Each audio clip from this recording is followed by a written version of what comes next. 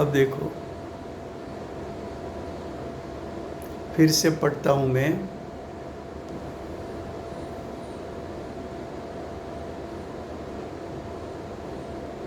अमूर्तपणा का आश्रय करके, तो अमूर्तपणा का आश्रय,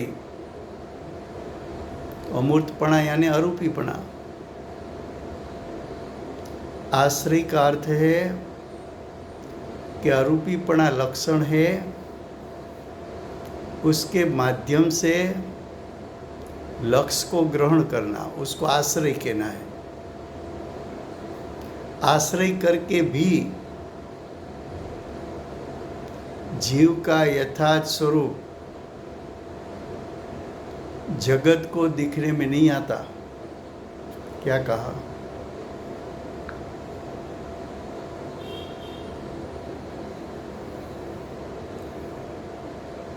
कि अरूपीपना है वो सिर्फ जीव का लक्षण नहीं है,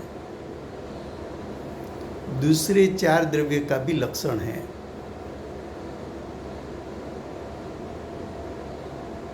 ऐसा भी हो सकता है कि अरूपीपना के माध्यम से जीव को ग्रहण करने के स्थान पर तू अरूपीपना के माध्यम से धर्म अधर्म आकाश काल द्रव्य के पास चला जाएगा।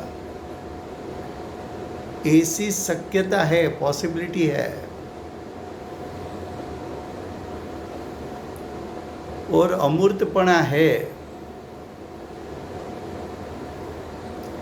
वो तो अतिव्याप्ति दोष है, वो लक्षण तो दोष रहित होना चाहिए। इसलिए अमूर्तपणा का आश्रय लेकर भी जीव का यथार्थ स्वरूप यानी स्वस्वभाव जगत देख नहीं सकते।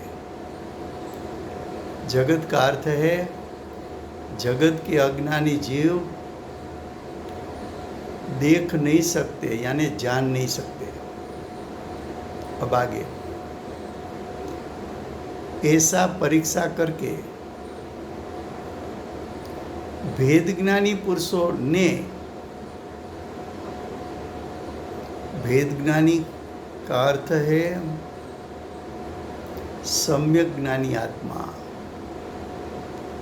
भावश्रुत ज्ञान जिसको प्रकट हुआ है ऐसा आत्मा, स्वपर प्रकाशक ज्ञान जिसको उत्पन्न हुआ है ऐसा आत्मा, जीव के बीच में जिसने वेदरूप ज्ञान किया है ऐसा आत्मा, जिसका ज्ञान उत्पन्न होने के साथ विवेक कर सकता है ऐसा आत्मा, उसको वेदज्ञानी पुरुष कहा। तो वेदज्ञानी पुरुषों ने क्या किया? तो क्या अव्याप्ति अतिव्याप्ति दूषणों से रहित,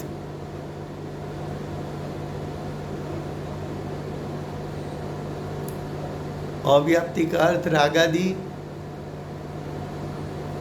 अतिव्याप्ति का अर्थ अरूपी, तो रागादि अरूपी पना वो दूषण है ऐसा कहा, क्योंकि वो लक्षणाभास है, लक्षण नहीं है। उससे रहित चेतनपना जीव का लक्षण है। चेतन का अर्थ है ज्ञान दर्शन स्वभाव, जानन देखन जिसका स्वभाव है, जो ज्ञाता दृष्टा है ऐसा जिसका स्वभाव है, वो जीव का यथार्थ लक्षण है। पहले तो लक्षण बताया और वो भी समझाया कि लक्षण किसको कहे, और वो भी कहा कि जीव का सच्चा लक्षण क्या है। अब लक्षण का स्वरूप समझाया वो लक्षण के स्वरूप समझाने के लिए समझाया था कि लक्षण के माध्यम से तू लक्ष्य को ग्रहण कर ले, इसलिए समझाया था। तो कि लक्षण के माध्यम से लक्ष्य को ग्रहण कर लूं, इसलिए आचार्य भगवान ने दर्शाया। तो ज्ञाता दृष्टापना से तो ज्ञायक स्वरूप को ग्रहण कर ले, ये आचार्य भगवान का प्रयोजन है। अब आगे जो ये लक्षण बताया वो योग्य है। योग्य क्यों कहा?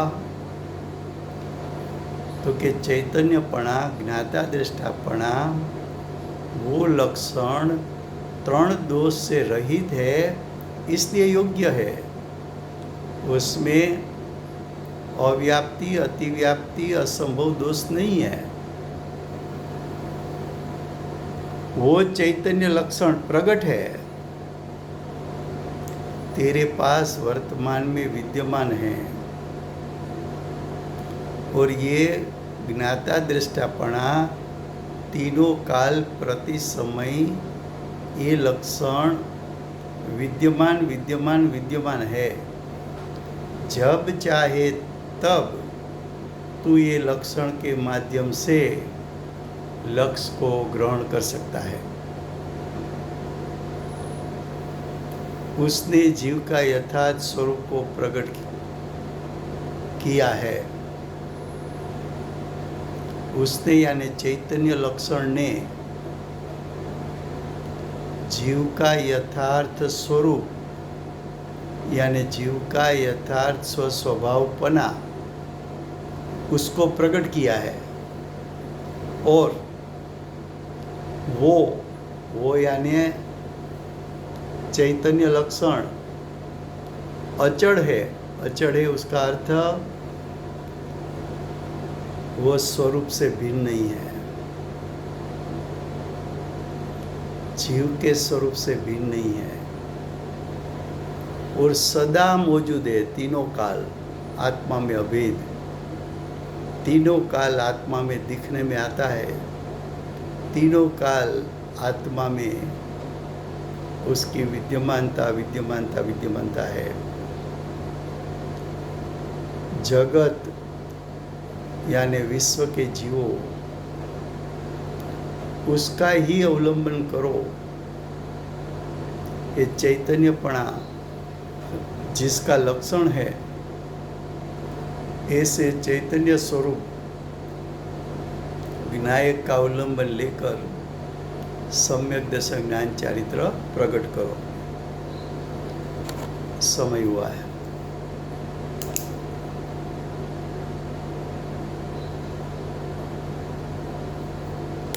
वर्तमान 24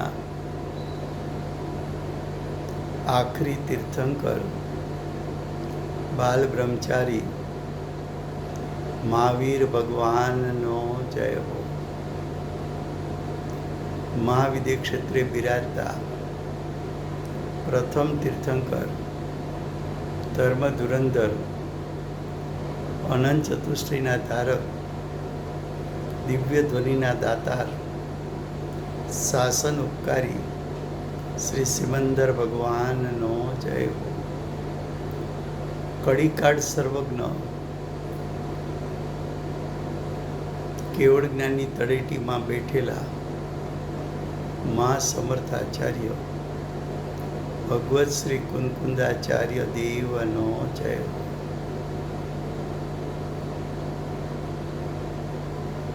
વર્તમાન કાળે ચૈતન્ય સ્વરૂપ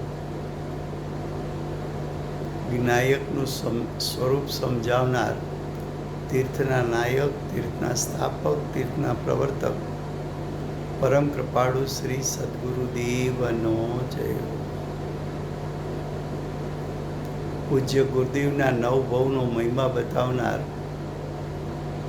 स्वानुभव युक्त जातिस्मरण ज्ञान युक्त प्रसम मूर्ति भगवती मातनो जय हो।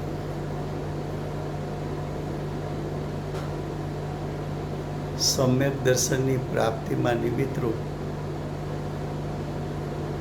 સર્વ જીનવાણી માતનો જય હો. પૂજ્ય ગુરુદેવ અને માતાજીની સાધના ભૂમિ સુવર્ણપુરી ધામનો જય હો. સુવર્ણપુરી ધામમાં બિરાજમાન સર્વદેવ શાસ્ત્ર ગુરુ ભગવંતનો જય હો.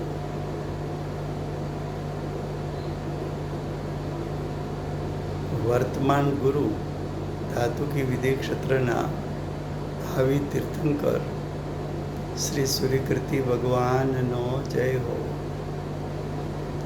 શ્રી સૂર્યકીર્તિ ભગવાનના સમોસરણના મુખ્ય ગણધર દેવેન્દ્ર કીર્તિનાથ ભગવાનનો જય હો. પરમ દિગંબર જૈન ધર્મનો જય હો.